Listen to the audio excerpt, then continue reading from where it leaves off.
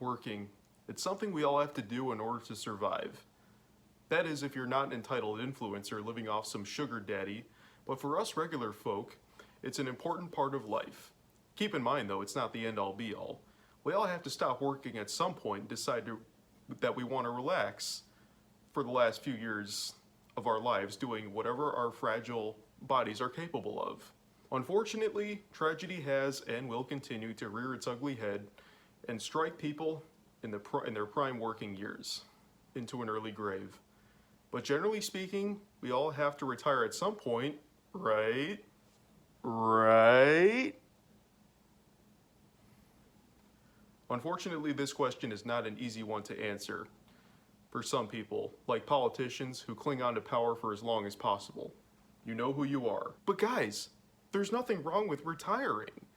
It's not something to be frowned upon. On the contrary, it's a celebration, a milestone that deserves praise. Actually, before I go any further on this topic, let's define retirement, shall we? According to the almighty Oxford English Dictionary, retirement is defined as the action or fact of leaving one's job and ceasing to work. Sounds awesome, right? That's because it is.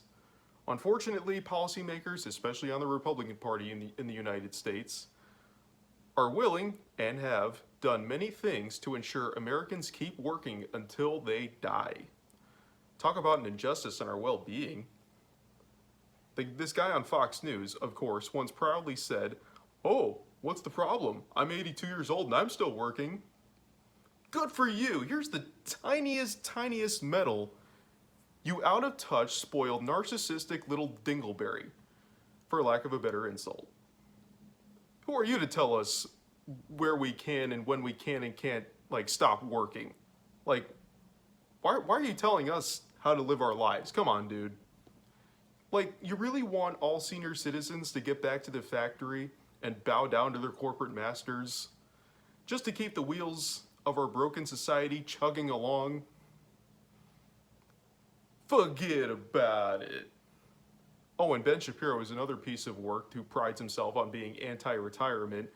Yeah, that's something to be proud of, Benny boy. I see past your BS that fast talking a trillion miles an hour isn't fooling me. But I digress. What do you think the retirement age in the US is? I'll wait. If you answered 65, you are incorrect. It's 67 now for those born after 1960. You can retire earlier, however. The catch is you can't receive the full Social Security benefits package. This doesn't kick in till the maximum age at about 70 now.